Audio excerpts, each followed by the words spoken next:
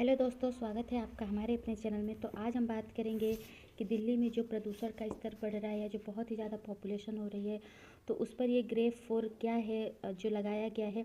तो दरअसल हुआ ये है कि दोस्तों कि प्रदूषण को रोकने के लिए, वायु प्रदूषण को रोकने के उपायों के लिए सुप्रीम कोर्ट में एक याचिका दायर की गई थी जिसकी सुनवाई हो रही थी जिस पर कोर्ट ने पूछा कि आपने अभी तक ग्रेव 4 या ग्रेव 3 क्यों नहीं लगाया, जबकि इतना ज़्यादा प्रदूषण फैल चुका है, पॉल्यूशन बहुत ही ज़्यादा आउट ऑफ कंट्रोल हो गया है, तो आपने इसके लिए कोई कुछ क्यों नहीं किया है। तो उसी के दौरान दोस्तों दिल्ली सरकार ने ग्रेव 4 को लगाया है। तो हम जानते हैं कि ग्रेव 4 होता क्या है।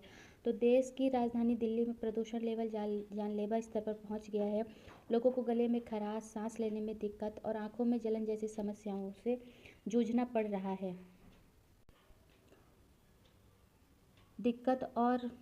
आंखों में जलन जैसी समस्याओं से जूझना पड़ रहा है। वहीं सरकार ने भी प्रदूषण के स्तर को देखते हुए दिल्ली में ग्रेडेड रिस्पांस एक्शन प्लान यानी ग्रेव 4 का चौथा चरण लागू कर दिया है। तो ग्रेव 4 का फुल फॉर्म है दोस्तों, आप यहाँ पर देख सकते हैं,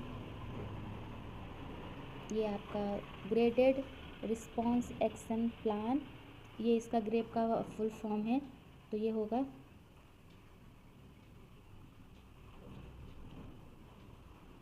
बता दें कि ग्रेडिंग जो 4 है वो बहुत ही ज़्यादा ट्रेंडिंग में है, क्योंकि दिल्ली में जब ग्रेव 4 को लगा दिया गया है उसकी वजह से बहुत सारी चीज़ों पर पाबंदियां लगा दी गई हैं। तो लोग सर्च कर रहे हैं कि आखिर अगर जो हम दिल्ली में जा रहे हैं, दिल्ली में रह रहे हैं, तो किन किन चीज़ों पर पाबंदियाँ लगाई गई है। तो सबसे पहले हम जान लेते हैं कि ग्रेव 4 होता क्या है।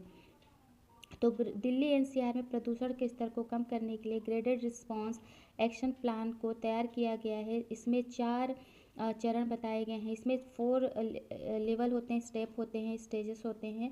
तो इनमें प्रदूषण को कम करने के लिए उपाय किए जाते हैं। AQI 200 के ऊपर जाने के बाद ग्रेव का पहला चरण लागू किया जाता है। वहीं अब दिल्ली में ग्रेव का चौथा चरण लागू किया गया है, जिसमें कई तरह की पाबंदियां लगाई गई हैं।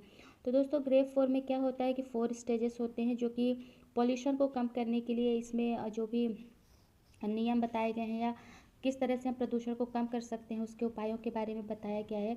तो अगर जो AQI 200 के ऊपर चला जाता है तो ग्रेव का पहला चरण लागू हो जाता है।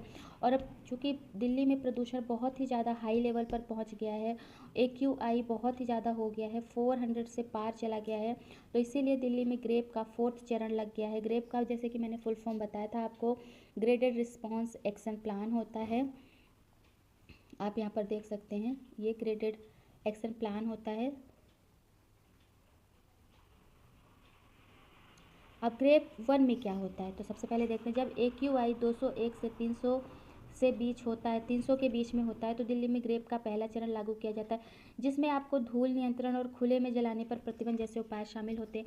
यानी जो धूल के नियंत्रण होंगे, यानी धूल ना की जाए, डस्टिंग ना की जाए, इस पर नियंत्रण किया जाता है। खुले में या कोई भी चीज़ को जलाया जा रहा है, अब कोई भी चीज़ बाहरी, अगर जो कोई घर की सफाई करता है और बाहर कचरा है उसको जला दिया जाए, तो उस पर भी पाबंदियाँ लगाई गई है। यानी आपको कुछ भी जलाना नहीं है और धूल के नियंत्रण को कंट्रोल करना है।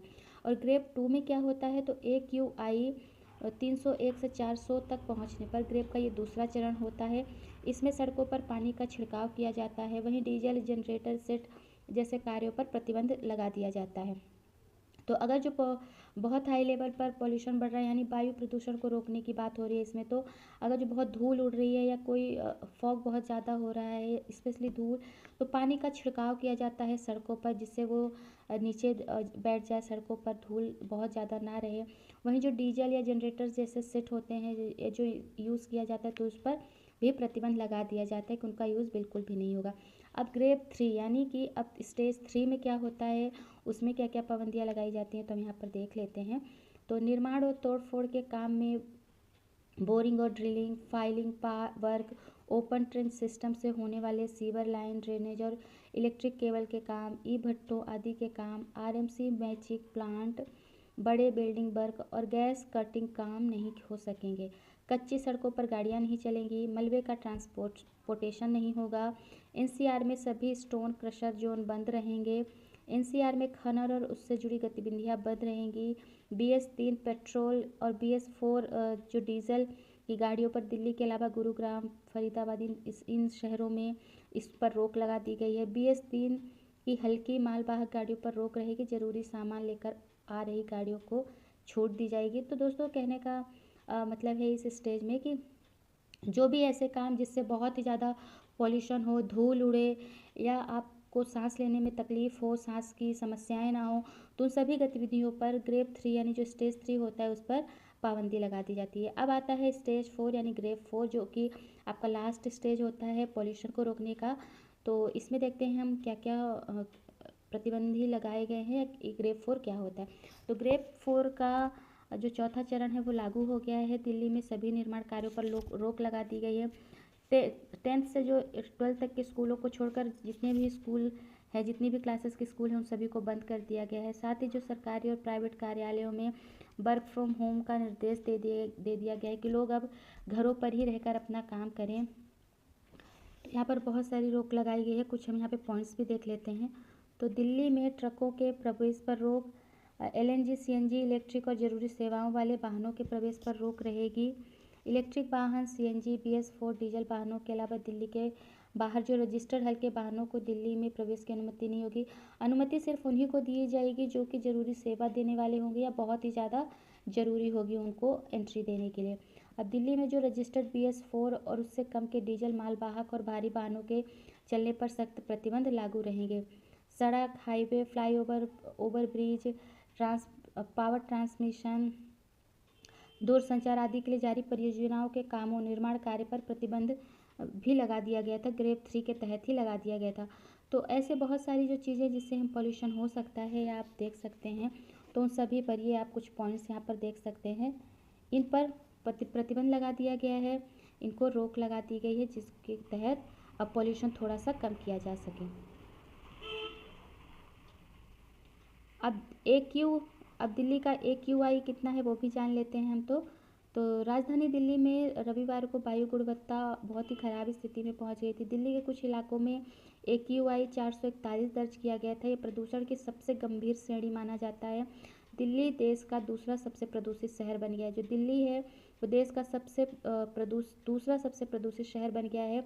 राजधानी दिल्ली से सटे हरियाणा के जिले बहादुरगढ़ का AQI 445 दर्ज किया गया था। तो दोस्तों आपको यहाँ पर बताना है कि दिल्ली जो पहले नंबर पर है वो सबसे ज़्यादा प्रदूषित शहर कौन सा है।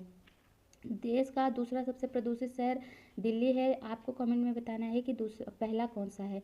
तो चलिए अब हम यहाँ पर देखते हैं कि AQI होता क्या है। अब चूँकि AQI की बात हो रही है, AQI का स्तर बढ़ रहा है, उसका लेवल बढ़ रहा है, तो ये होता क्या है। तो यहाँ पर जो है वायु गुणवत्ता सूचकांक इसको कहा जाता है और एक नंबर होता है। इसके ज़रिए हवा की गुणवत्ता को आंकने का काम किया जाता है, यानी जो हमारी एयर क्वालिटी होती है उसको मेज़रमेंट किया जाता है इसके अंतर्गत।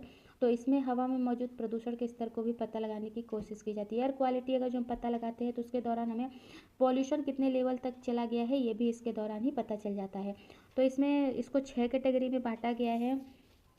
AQI को की जो गुणवत्ता है, हवा की गुणवत्ता 6 कैटेगरी में बांटा गया है। तो वो 6 कैटेगरी कौन कौन से हैं। सबसे पहले है कि इसके अनुसार 0 से 50 के बीच जो AQI एयर क्वालिटी होती है उसको बहुत ही अच्छा माना जाता है। अब 51 से 100 के बीच के AQI को संतोषजनक स्थिति के तौर पर देखा जाता है, यानी एवरेज रहता है। 101 और 200 मध्य, 201 और 300 खराब स्थिति रहती है। 101 और 200 के बीच अगर जो देखा जाएगा तो मीडियम लेवल का एयर क्वालिटी रहेगा। और अगर जो 201 और 300 तक पहुंच गई है AQI तो ये बहुत ही ख़राब स्थिति है एयर की, यानी पॉल्यूशन बहुत ही हाई लेवल पर चला गया है। 301 और 400 बहुत ही ख़राब में आता है। अगर किसी शहर का AQI 401 और 500 के बीच है तो वह गंभीर श्रेणी में है। तो AQI जो है वो एयर क्वालिटी को चेक करता है, उसके साथ ही साथ पॉल्यूशन को भी चेक करता है कि उसमें पॉल्यूशन का स्तर कितना ज़्यादा है।